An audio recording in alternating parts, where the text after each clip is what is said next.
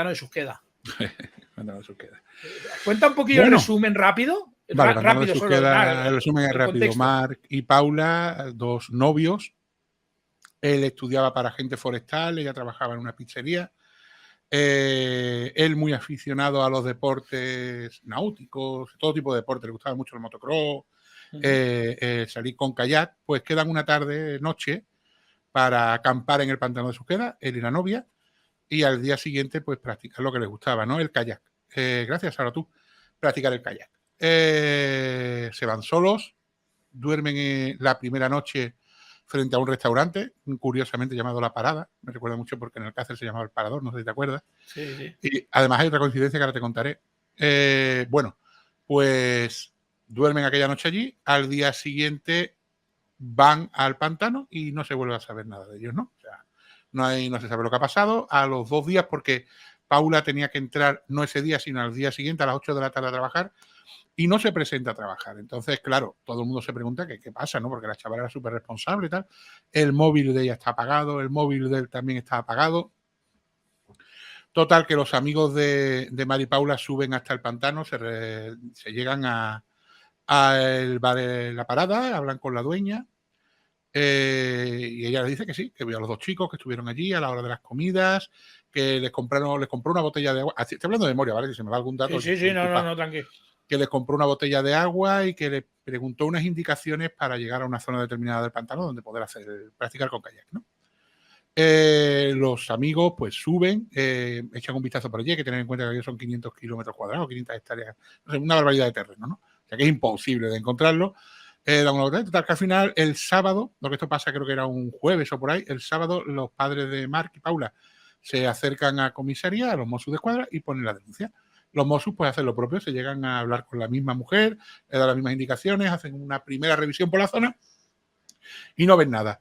Empiezan a colgar carteles y tal, y entonces se ponen a mirar las cámaras de seguridad, porque los pantanos tienen pues varias cámaras, no los pantanos, sino que el pantano tenía la cámara de seguridad, por ejemplo, de la central eléctrica, que estaba al lado del bar La Parada, luego tenías otra cámara que estaba en la presa, total, empiezan a ver las cámaras, y en la primera pues ven efectivamente que la noche que se supone que van, llegan, aparcan allí, pasan la noche allí, al día siguiente salen del aparcamiento y se dirigen al pueblo en lugar de hacia el pantano, siguen los pasos y ven una cámara de vigilancia en un cajero automático que pararon los chicos, hicieron 2 operaciones, Paula metió 70 euros y Marc sacó 50 o algo así, me parece que era, y bueno, luego vuelven y ya los vuelve a recoger la cámara de la central eléctrica subiendo hacia el pantano y los graba la cámara de la presa. Lo extraño, que la dirección que toman, en lugar de ir hacia el embarcadero, zona en la que sería más sencillo, porque puede bajar con el coche hasta la misma playa y poder practicar el kayak, ellos tiran por la zona contraria, en la zona de la derecha, la pista de la derecha.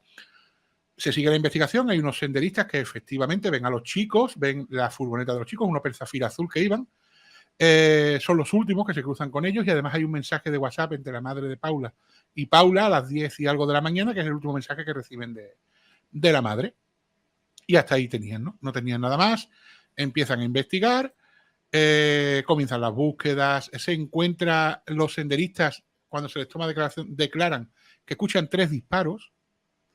Después de pasar los chicos, al cabo del rato, ellos escuchan 3 disparos en una zona determinada del pantano, que se llama La Rierica, que es una zona de una masía abandonada. Y ellos dicen que escuchan 2 disparos, un grito y un tercer disparo, ¿vale? Es más o menos lo que ellos vienen contando. Tío. Sí, ellos escuchan 2 disparos, un grito y un tercer disparo. Bueno, pues nada, que ellos empiezan a buscar, y el helicóptero, que tenían un helicóptero que daba pasadas, pues descubre en una de las playas, digamos como el surco desde arriba, ven como los neumáticos adentrándose en el agua, ¿no? Como unos neumáticos que se adentraban en el agua. Total, hacen una batida, van los Mossos hacia allá, el terreno es tan jodido que tienen que acceder en barca, los Mossos cuando van en coche se les atrancan 2 coches de los Mossos intentando llegar a la zona, al final arreglan la carretera con una retroexcavadora y tal que llegan a la zona de la playa, meten un robot de estos submarinos y descubren que está el Opel Zafira dentro del agua a una profundidad aproximada de 7 metros boca abajo. Y estaba a 7 metros porque había chocado con una piedra y se había encallado ahí. O sea, Hostia. Porque la profundidad del pantano era hasta los 30 y tantos metros, 25 o 30 metros de profundidad. Entonces había la casualidad que habían callado y estaba ahí. Intentan sacarlo con una retro, la retro se encalla, no pueden sacarlo, finalmente le meten unos flotadores, lo sacan a flote y un 4x4 pues saca el Opel Zafira. Y en el Opel Zafira no están los chicos, están los colchones que ellos tenían en los que habían dormido, encuentran muchas cosas y entre ellas se dan cuenta de una cosa. La primera, que la ventana del conductor está rota de fuera hacia adentro. Que las llaves están puestas con el contacto dado y que habían pisado el acelerador con una piedra. O sea, que habían hecho? Pues que habían hundido de forma intencionada el vehículo, ¿no? Alguien había hundido intencionadamente el vehículo. Paralelamente a esto, unos chavales en otro punto del pantano ven un kayak flotando, porque el kayak de Mari Paula era hinchable. Ven un kayak flotando, lo acercan, ven que está pinchado, que tenía unas piedras y tal, y lo dejan allí. Pero cuando ven que están buscando una pareja que ha ido con un kayak, pues uno de estos chicos va a los Mossos y le dice, mira, que hay un kayak en tal zona, tal, que hemos encontrado. Se dirigen allí y efectivamente pues es el kayak de Mari Paula. El kayak tenía rajas de habérselas hecho con un cuchillo y además tenía unas piedras puestas a modo de que se hundiese el kayak, ¿no? Para poder hundirlo. ¿Pero qué pasa? Que habían puesto las piedras en el centro del kayak, entonces el kayak había hecho como una V y el aire que se había acumulado en los extremos pues impedía que se hundiese, se había quedado flotando. Descubren zonas que son compatibles con sangre dentro del kayak y tal, pero bueno, no encuentran nada más, ¿no?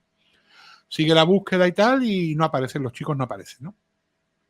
Hasta que finalmente, por una de estas designias del destino, pues el pantano tiene que reducir la cantidad de agua, abre las compuertas, vacía agua, y entonces el nivel de agua dentro del pantano pues baja como unos 2 metros. Al bajar 2 metros, pues aparece el cuerpo de la chica flotando en una zona del pantano, ¿no? Y al día siguiente aparece el cuerpo de Mark. El cuerpo de ella presenta un disparo en la cabeza, completamente desnuda. Y el cuerpo del chico estaba muy deteriorado, entonces no se puede determinar precisamente si las heridas que presenta son de arma de fuego. Se sabe que hay arma blanca, pero no se sabe si son de arma de fuego. Se estima que probablemente lo que sucede es que a él le pegan un primer disparo de frente, pone las manos y le atraviesan las balas a las manos y le pegan el pecho, cae, se da la vuelta para salir corriendo, le pegan un tiro por la espalda y lo matan, ¿no? Y después a ella la ejecutan. O sea, a ella la matan con la cabeza en la sien y le pegan un tiro y la ejecutan. Los desnudan, los amarran entre ellos a los dos, o sea, los amarran a ambos, les cargan las mochilas con piedras y los cogen con el kayak, se supone, los llevan a un punto determinado del pantano y los lanzan. Y allí los dejan, ¿no? ¿Qué sucede? Bueno, pues, ¿quién ha sido? ¿Qué ha pasado aquí y tal? Se empiezan a investigar las cámaras de vigilancia, las que habían visto a Mari Paula pasar con el Zafira, y se descubre un 4x4 blanco, un Land Rover Defender, que sube varias veces y baja varias veces del pantano, además coincide con las horas de los chicos y tal. Y hay un hombre que se llamaba Bartomeu Soler, no sé si te suena. Sí. Bueno, pues Bartomeu era un tío huraño que vivía en el pantano. Él era un carpintero y tal, que se separa de la mujer, se le muere el perro, un perro que estaba muy allegado, quedaros con el tema del perro.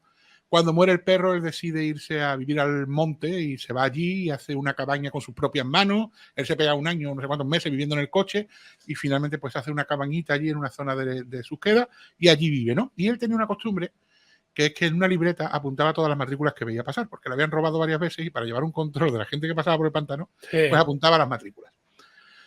Bueno, pues a este hombre se le descarta porque cuando se escuchan los disparos, él dice que no escucha los disparos, y él dice que es que está en la presa pescando, que está bastante retirado de la Riarica. Hay una llamada que le hacen a este hombre de la Seguridad Social justo a la hora que se producen los disparos. Entonces se descarta porque él queda geolocalizado en la zona de la presa, ¿no? Este hombre se le pide ayuda para localizar a esta persona del Land Rover blanco y bueno, se mira la matrícula y resulta que esta persona, el dueño del Land Rover blanco, es Jordi Magentí. Vale. Cuidado con este, ¿eh? Claro, Jordi Magentí, ¿qué pasa? En el momento que sale ese nombre, a los Mossos le hace la sirena ¡pum! ¿Por qué? Porque Jordi Magentí, en el año 97, creo que fue, no recuerdo exactamente, sí. 95, 97, mató a su mujer. En el parque, a sangre fría. Sí, no. La estaba esperando en su furgoneta a la salida del colegio y la mujer se baja del autobús y cuando va, la llama y le pega 2 tiros. Y cuando cae al suelo, se acerca y la remata. Y un mecánico que salía del taller para socorrerla le dice, no vayas, que ella está muerta. Y el tío se sienta allí hasta que llegan los Mossos, lo detienen y él nunca negó que matara a su mujer, ¿no? Claro, entonces, pues los Mossos automáticamente van en busca de claro, pero él ya había cumplido condena y estaba fuera, claro. No, él se quedó en libertad. De hecho, él se fue a Colombia, conoció a una mujer, se casó con una mujer en Colombia, exacto. volvió a España y ahora vivía con un tío suyo cuidándolo en un pueblo que se llama Anglés.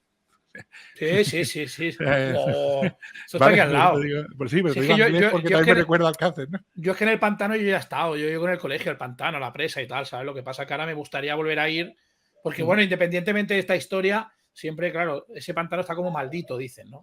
Todos los pantanos tienen su historia. Ten en cuenta que hay bajo pueblos y entonces, pues, todos los pantanos tienen sus rollos, ¿no? Sí. Bueno, pues la cuestión es que se interroga a Jordi Magentí, él dice que sí, que va al pantano a pescar, que va a coger setas, que él tiene sus historias porque como un hombre que no trabaja, que él vive de una pensión y tal, pues que tiene mucho tiempo libre y que el pantano pues lo frecuenta casi a diario, ¿no? Bueno, pues nada, se descubre que Jordi Magentí había estado por la zona de la Rierica, que era la zona donde se pensaban que habían ocurrido los disparos, el Land Rover coincide, se descubre que Jordi Magentí, aparte de lo que dice de ir a pescar y a recoger setas, él se dedicaba a cuidar una plantación de marihuana que tenía su hijo dentro del pantano. Ella se empieza a sospechar que a lo mejor Mari Paula ven algo que no tienen que ver y tal, y bueno, total que la policía o los Mossos siguen investigando, descubren que las piedras que Mari Paula tienen dentro de la mochila son de la Rierica, porque además, al parecer, por un estudio geológico, aquellas piedras no pertenecían a la zona, sino que fueron traídas hacia allí para crear la masía. Entonces, bueno, pues eran de la Rierica. El arma del crimen es un 9 milímetros corto, no se encuentra en la casa de Valentí cuando se produce el registro, luego en fin, ellos sospechan de Jordi, pero no lo detienen en un primer momento, ¿vale? Ellos empiezan a cuadrar, bueno, pues tal. Este hombre, Bartomeu Soler, siempre dijo que Jordi no era el culpable del crimen, ¿no? Pero bueno, la cuestión es que con el tiempo, pues al final Jordi Magentí decide que se va a ir a Colombia con su mujer, saca los billetes y él, pensando que no lo iban a detener, va a los Mossos y le dice, oye, mira, que yo me voy a marchar, que no sé cuándo volveré y tal, y entonces los Mossos pues lo detienen, ¿no? Para evitar que se pueda ir. Lo detienen, presentan cargos, el juez de instrucción lo mete en prisión preventiva y tal, y a los 2 meses lo dejan en libertad, a los 10 meses lo dejan en libertad. O sea, Jordi Magentí ahora mismo está en libertad con cargos, pero está en libertad. Claro, había un montón de pruebas. Se pensaba que era él por la zona de la Rierica, donde se comete el crimen, que era conocido por él. Luego también era el día siguiente, va con la mujer y ahí dicen los Mossos que él se despista durante unas cuantas horas, que es el momento en el que él aprovecha para hundir el coche. Los Mossos, el relato que montan es que Jordi Magentí está pescando, los chicos dejan el coche donde estaba, cogen el coche, se meten con el kayak, llegan a la Rierica y allí mantienen una pelea con Jordi y Jordi los mata a los dos. Los desnuda, los monta en el kayak y los tira al medio del pantano. Al día siguiente va con la mujer, mientras la mujer está haciendo allí sus cosas en la Rierica, él va por el coche y hunde el coche. Esa era la versión de los Mossos, basada también en la sonometría, del tema de los disparos, porque los disparos los situaban allí, en la zona de la Rierica. Luego no se encuentra ADN de ellos ni en ninguna prenda de Jordi Magentí, ni ADN de Jordi Magentí en ninguna cosa de los chavales, ¿no? Pero bueno, al final se monta un relato de los hechos que concuerda perfectamente. Él baja a las horas determinadas que los chicos suben, se cruzan con él, etcétera, etcétera, etcétera. ¿Pero qué pasa? Bueno, pues que las cosas no son siempre como las pintan. Primero,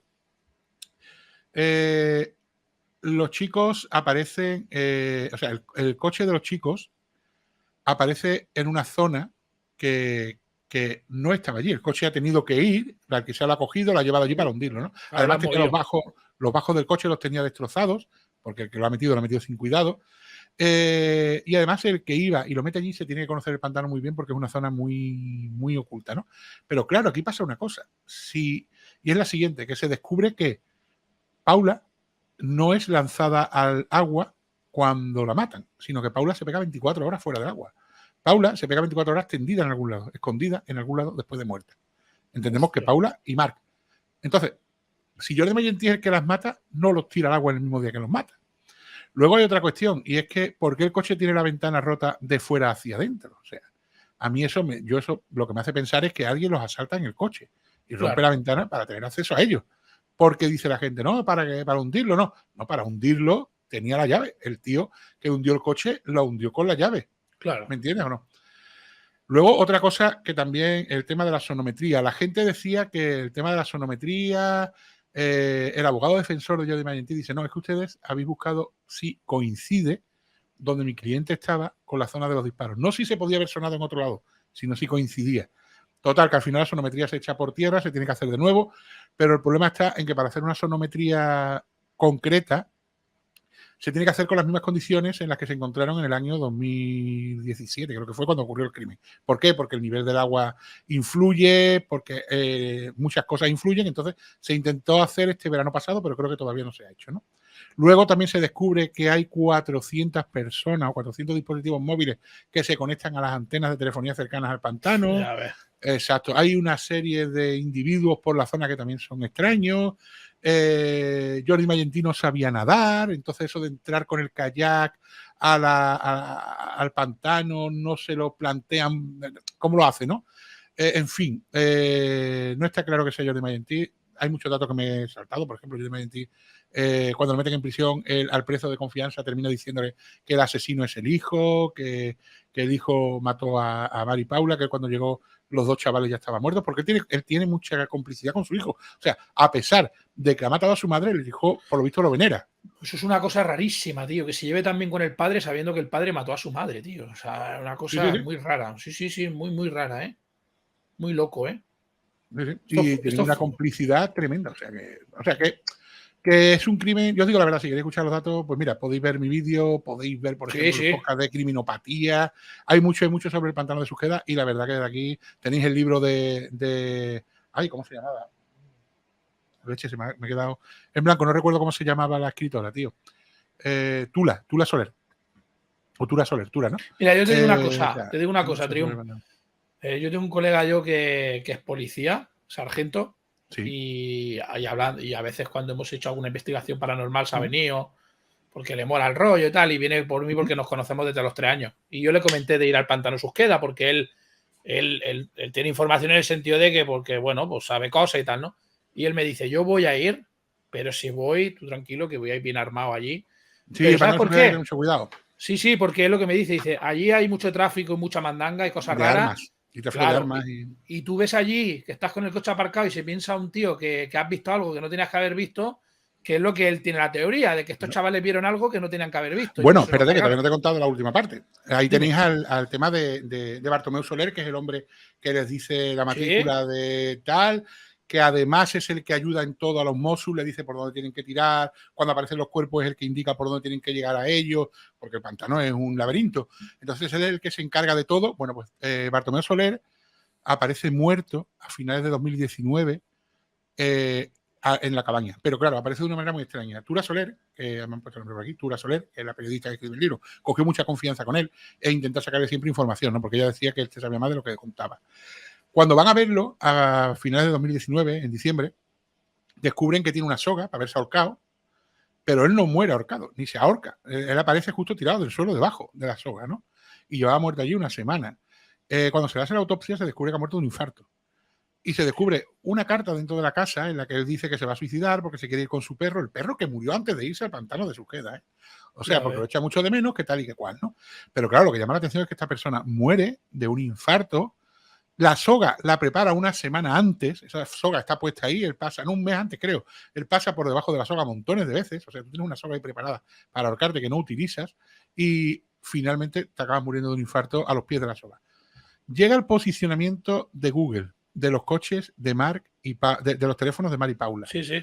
Y ahora viene cuando la mata. Resulta que el último sitio donde aparecen posicionados los vehículos a la hora del crimen, porque además el crimen se establece sobre las 11:20 o las 11:25, me parece que es, vuelvo a repetir que hablo de memoria, la última zona donde aparecen posicionados a esa hora es justo donde Bartomeu Soler aparcaba su vehículo, justo a unos metros de su cabaña, que no tiene nada que ver con la Rierica, que no es donde aparece el coche, sino que aparece allí. La hora del crimen, los teléfonos están posicionados a la altura de donde Bartomeu Soler aparca su vehículo. Una zona oculta que apenas se ve, que no se puede ver desde la carretera, pues ahí. Y luego, después de la hora del crimen, se vuelve a subir para arriba con esos teléfonos hasta la pista de la carretera y ya se desconectan. O sea, a la hora del crimen, los teléfonos se posicionan a la altura de la cabaña de Bartomeu Soler. Hostia. ¿Y cuál es tu teoría, Triun? Mi teoría es que o Bartomeu Soler es el que al final se los quitó de medio, o por lo menos sabe perfectamente quiénes fueron los que se quitaron de medio a los chicos, ¿no? Vaya tela, ¿eh? Es que a ver, lo que no es normal que aparezcan los teléfonos posicionados a la altura de la O sea, que el otro culpable tú no crees nada. Jordi Mayentino, yo creo que no tiene nada que ver. Pero es raro, ¿no? Que intente inculpar al hijo y... O sea... Eso es lo que dice la guardia, los Mossos, ¿no? De que además que dice que cuenta detalles que solamente podría conocer si estaba implicado en el crimen. No sé. Y dice aquí, dicen en el chat, ¿y por qué los mató? Bueno, tampoco hay que buscar una explicación, ¿no? Yo creo. Si tuviéramos el móvil, seguramente encontráramos al asesino del tirón. Claro. Si tenemos móvil, sabemos. Pero no se encuentra ninguna arma en casa de la cabaña esa, ¿no? Claro. Sí, bueno, se encuentra arma en la casa de Jordi Mayentí, pero no tiene nada que ver. No, pero no, digo de Bartolomé. Allí no se encuentra nada. Sí, Bartolomé nunca fue sospechoso. Bartolomé nunca fue sospechoso de nada. Fue sospechoso durante el principio. Luego se le descartó. Claro. ¿Y los padres de los chicos fallecidos? ¿Pero qué mantienen? ¿La versión de Casillo? No lo sé, no sé qué versión mantienen los padres. Vale. Eso sí que lo desconozco. Cariño. Vale. No, es que esto es una cosa muy... Para los Mossos, el culpable es Mayentí, ¿eh? O sea, ellos hacen un informe en el que ponen que indubitadamente el culpable del crimen del Pantano de Surqueda es Jordi Mayentí. O sea, no, es que esto fue muy comentado aquí, chicos. Aquí en Cataluña fue muy top esto, muy... Hostia, joder. No, es que el crimen es brutal. Sí. Y ahora quiero poner aquí... espérate un momento. Quiero poner aquí, que también esté bastante comentado.